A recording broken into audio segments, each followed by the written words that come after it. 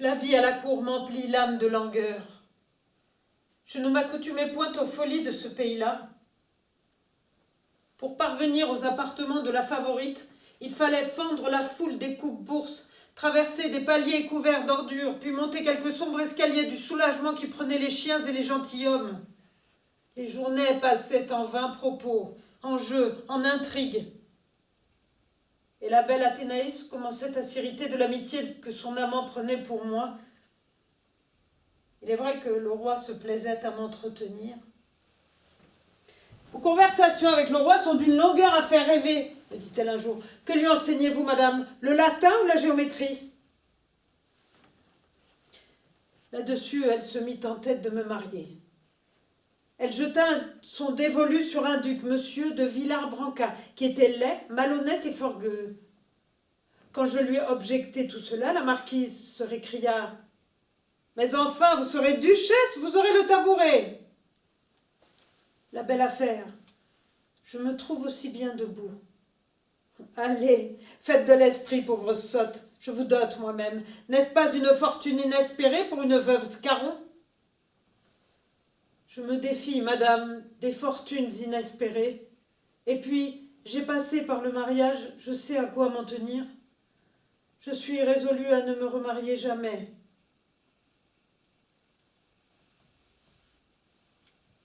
La marquise se déchaîna. Elle fit à son amant des reproches amers sur l'amitié qu'il avait pour moi.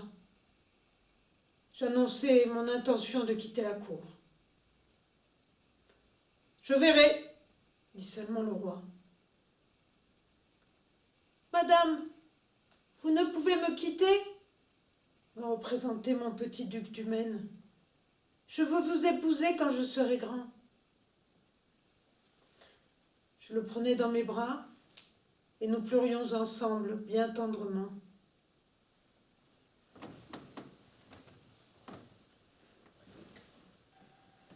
Le roi m'avait à plusieurs reprises récompensé pour les services que je lui rendais. J'achetai à 4 lieues de Chartres la terre de Maintenon. Restait à obtenir mon congé. Mais j'eus bientôt de nouvelles scènes avec madame de Montespan sur le gouvernement des enfants. Pourquoi leur donnez-vous du fruit à leur goûter, du pain sec, voilà ce qu'il faut pour leur santé? Madame, pour leur santé, mieux vaudrait qu'ils ne soient pas gavés à votre table de sauce grasse et de vin de champagne. Tiens donc, ne dirait-on pas à vous entendre que ce sont vos enfants? Non, madame, mais si j'ai tort d'aimer ce qui n'est pas à moi, laissez-moi partir, laissez-moi. Nous étions à Saint-Germain. J'avais passé la nuit dans une telle alternance d'agitation et d'abattement qu'au matin, je décidai d'aller chercher l'air dans le parc.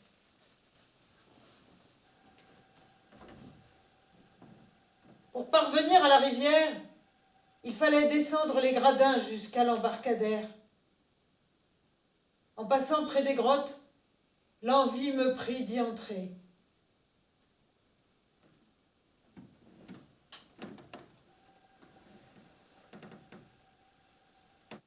Je m'assis au bord d'une des fontaines et mirai mon visage dans l'eau.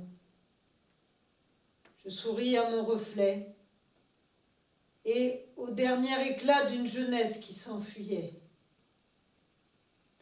Soudain, je crus voir un spectre se pencher sur mon épaule.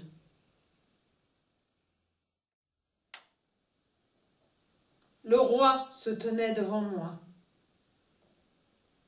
Auprès de cette grotte sombre où l'on respire un air si doux, l'onde lutte avec les cailloux et la lumière avec l'ombre. Je l'envisageai sans véritable surprise et demeurai assise au bord de mon image.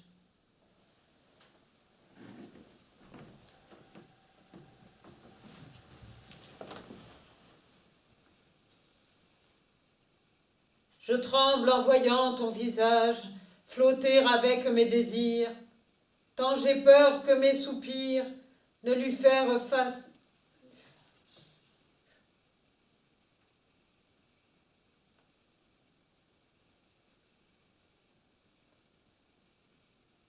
Je tremble en voyant ton visage flotter avec mes désirs, tant j'ai peur que mes soupirs ne lui fassent faire naufrage. Le sourire vous va bien, dit-il à mon reflet. L'aube ne vous va pas mal, lui dis-je à mon tour. Je ne vous savais pas 10 heures de vers. J'en sais des milliers. N'avez-vous pas entendu dire que j'ai été comédien quelquefois? L'eau noire renvoyait l'image d'un comédien de 35 ans. Son emploi ordinaire était les princes comblés et les héros vainqueurs. Vous a-t-on dit, madame, qu'on ne peut rester longtemps en ce lieu sans être glacé? J'aime cette eau, sire. C'est une eau morte. Non, sire, c'est une eau calme.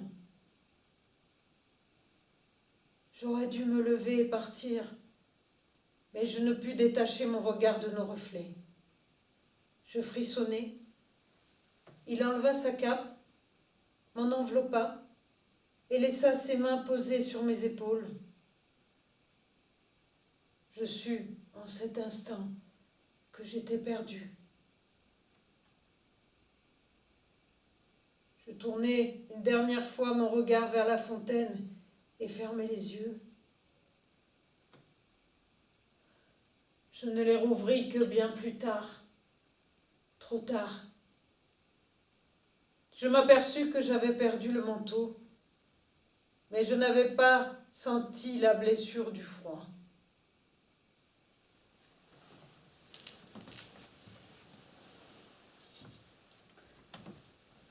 Après un dernier geste tendre, le roi me dit « N'iriez-vous pas vous promener demain au Val vers les 5 heures? Sire, à cette heure-là, le duc du Maine doit être saigné. Il se pourrait que j'aie quelque occasion de me trouver au château du Val demain. Sire, si c'est un ordre de votre majesté, je ne vous ordonne rien, madame, je vous en prie seulement. En ce cas, sire, en ce cas, vous n'irez pas au Val?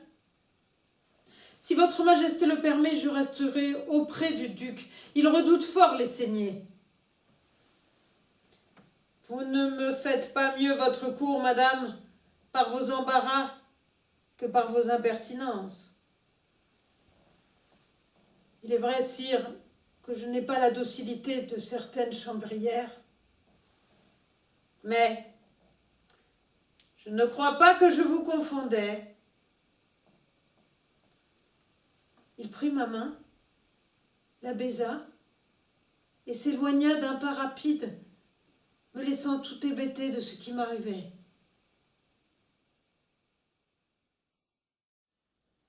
La cour est la plus belle comédie du monde. J'y trouvai vite mon personnage. Dans le courant de cet hiver-là, le roi me donna de nouvelles occasions de pécher, et je ne m'y dérobai pas tout à fait. Cependant, le secret du roi était aussi impénétrable que le mien. Jamais rien ne lui coûta moins que de se taire profondément et de dissimuler de même. En présence de madame de Montespan, le roi me traitait avec la plus grande retenue. Il osa pourtant, pour la première fois, me donner raison contre elle. C'était un jour qu'il jouait aux cartes avec quelques courtisans dans l'appartement de la favorite. La belle madame entra soudain contre moi dans une fureur de déchaînement qui prit vite une ampleur sans précédent. « Madame Scarron, votre mari était un personnage bien ridicule, n'est-ce pas? » C'était un malade, madame. Je ne sais pas si les infirmes sont plus à plaindre ou à moquer. Cela dépend de ceux qui les regardent. L'assemblée s'était tue. Il était maladroit de s'opposer à elle quand elle était dans ces sortes d'humeur. Savez-vous, Marsillac, que dans son jeune temps, Madame Scarron traînait bien les cœurs après elle, on en a même beaucoup parlé. N'est-ce pas pour votre mari, madame, qu'on avait fait ce petit quatrain qui décrivait les décorations que vous lui mettiez au front? Madame, sur le sujet dont vous parlez, je n'ai rien à me reprocher. Mais quand cela serait, je suis sûre que vous conviendriez avec moi que seul celui qui n'a jamais péché me pourrait jeter la première pierre. L'assistance retint son souffle. La tigresse avait scié sous l'insulte. Monsieur Scarron était bien un sans le sou, chez qui l'on devait porter à manger quand on voulait souper. Croiriez-vous d'un jour qu'on a vendu les meubles de Madame Scarron à sa porte pour acquitter ses dettes? Quand je l'ai prise à mon service, elle était dans la dernière misère. Aussi ne puis-je me lasser aujourd'hui d'admirer ses robes d'or. Je trouve pourtant qu'elle a gardé de cette longue bassesse quelque chose d'un peu bourgeois dans sa mise. Les courtisans rirent aux éclats. C'était la première fois que le roi était témoin d'une scène de cette nature. Il ne disait rien et continuait de jouer ses cartes sans paraître s'émouvoir. Sire, je crois que Madame de Montespan n'a plus besoin de moi pour ce soir. Puis-je demander à votre Majesté la permission de me retirer? Le roi fit un signe d'acquiescement. Puis, à l'instant que j'allais quitter la chambre, il dit bien haut: « Je vous sais un gré infini de toutes les choses que vous faites pour mon service, Madame de Maintenon. » Il m'avait nommée Madame de Maintenon. Jamais, en si peu de mots, on offrit une revanche plus éclatante à une femme humiliée. D'un trait, il avait effacé ce pauvre Scarron et supprimé tout rappel d'une vie qui semblait malséante aux courtisans. La sensation fut immense, et l'aigreur de la favorite à proportion. Madame de Montespan entra bientôt dans une suite de disgrâces et de retours en faveur qui ne lassa pas d'étonner. À vrai dire, si le roi ne tenait plus beaucoup à sa maîtresse par le cœur, il conservait encore une inclination certaine pour ses appas. Assez, du moins, pour qu'elle lui donnât encore 2 enfants, Mademoiselle de Blois et le comte de Toulouse. Mais il ne prétendait plus, pour ses passions, s'en tenir à ce qu'il sentait pour son Athénaïs. Mesdames de Soubise, de Thianges, de Fontanges éclipsèrent tour à tour l'astre de la favorite. Pour moi, je gardais assez de raison pour voir qu'il y avait une place à prendre auprès de lui, une place que la reine ne tiendrait jamais et que Madame de Montespan, trop inégale d'humeur, avait déjà perdue. Je devins peu à peu sa confidente, son amie de cœur. À la surprise générale, il me nomma 2e dame d'atour de la Dauphine.